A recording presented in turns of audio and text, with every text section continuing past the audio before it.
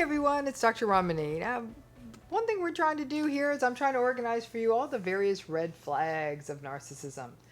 So have you ever wondered if driving too quickly and dangerously could be a red flag for narcissism? Well, actually it can be. And that's what we're going to take on as part of a red flag series. How this red flag is how driving too quickly can be a sign of narcissism that you can catch early on.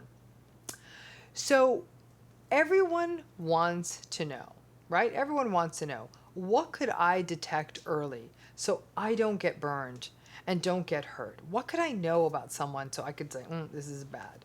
If I could look for those red flags and then get myself out of harm's way early, that will be better. Most people, when they tell the story backwards of a narcissistic relationship, are able to see the red flags very clearly. However, seeing them forwards isn't hard. But if you see them too late, it means now you've already been through the narcissistic relationship. You're devastated and have likely wasted a lot of time. This little series on red flags is meant to break down the red flags you may not have known were red flags so you can learn them, apply them, and whether that's with a new acquaintance, a new colleague, or even with someone you have known for a long time. Now, this particular episode is going to be focused on this red flag of driving dangerously. You know exactly the kind of driver I'm talking about. The person who is weaving in and through traffic, cutting people off, accelerating right up to someone's bumper, and then flashing lights or honking, trying to get them to make a very dangerous lane change so they can keep speeding by. These are also the road ragers, the people who with short fuses, who can even try to drive people off the road, chase them down the highway if they don't like how they're driving, or in the most tragic cases, fire a gun and injure or kill an occupant of the car, a car that they feel did something wrong to them. When you think about dangerous driving, it literally encompasses everything that is narcissism. Lack of empathy for the safety of the other people on the road, entitlement, the idea that you can drive however you want and break all of the rules, dysregulation and impulsivity, honking, yelling, cutting people off just because they're frustrated or wanting to go faster, grandiosity. They must, at some level, these dangerous drivers, think that they are somehow specially anointed speed demons.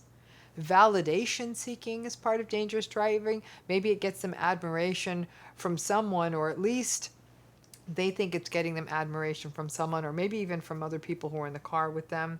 Arrogance that the rules don't apply to them and that the road is theirs and theirs alone. Like, why should they have to share it with all these people that they have contempt for? Impatience, which is a signature quality of narcissism. When I see bad drivers whizzing by me on these freeways, I always give them a wide berth. I know how dangerous these personalities can be, especially made even worse when they have a few tons of steel around them, which basically is a weapon. And so when that happens, I slow down and I let them pass by. And if I can give you only one word of advice, do not ever engage with these dangerous drivers. Do not flip them off. Do not honk. Do not try to outrage them. When dysregulated, narcissism is a very dangerous personality style. Even when it's not dysregulated, it's very dangerous. And I have heard one too many tragic stories. It's horrifying that people with these personalities can get away with this, but your life is not worth teaching someone who cannot be taught a lesson while you're out there on the roads and driving. Now, sometimes I have the opportunity to see who emerges from these narcissistic driving machines, and invariably, on the rare times, maybe I'm going to the same place as them and I've seen them drive badly and see them park and get out of their car. It's what you expect. They park their car crooked so no one else can park near them. They hold up at people in the parking lot to get the spot they want. They're often kind of arrogant and superior. I think they're a little too cool for the rest of us. It only confirms, actually, what the research has shown. A study by Schreier and collaborators from back in 2002 showed that aggressive driving was, ding, ding, ding, associated with narcissism. And while this is not a heavily researched area, it's hard to chase people down the road and figure out if they're narcissism. The data that does exist does point to an association. So how does this help you?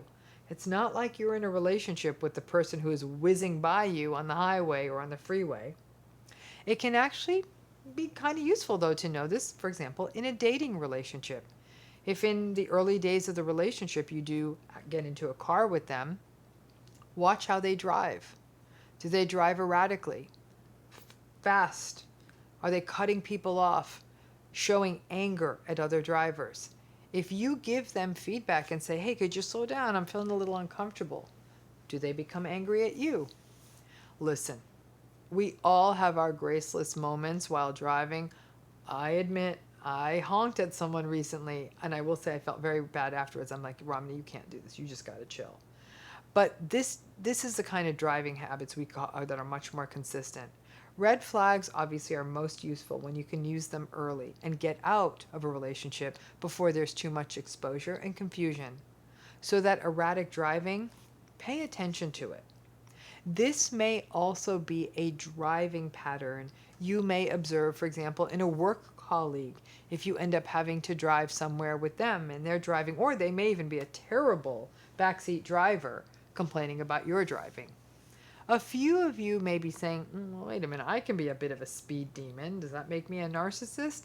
It's less about the speed and more about the aggressiveness of the driving, the getting angry at other drivers, the cutting other drivers off, the lack of regard for others, the lack of regard for the driving conditions. This is more than just being a bit of a leadfoot who you know, and it's less about, and it's more about someone who's trying to intimidate other drivers by following them too closely. There's a difference.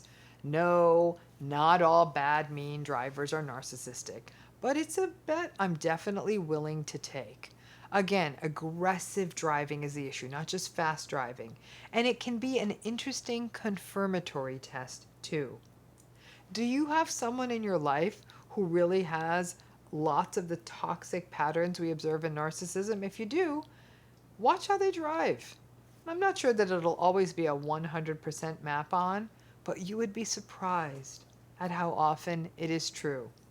And if you do decide to get in a car with them to confirm it, please, oh please, make sure you wear your seatbelt. But heed this at two levels. One, it's a red flag that you may be dealing with narcissism. But secondly, if you see this kind of behavior on the road, don't tango with it. Get as far away from this person as possible. Most people with narcissistic personality styles have a lifetime of vindictiveness that has built up in them, and they would have no problem taking it out on you with the anonymity of their car and you being a stranger on a busy road. We don't want you to be that casualty. Thanks again.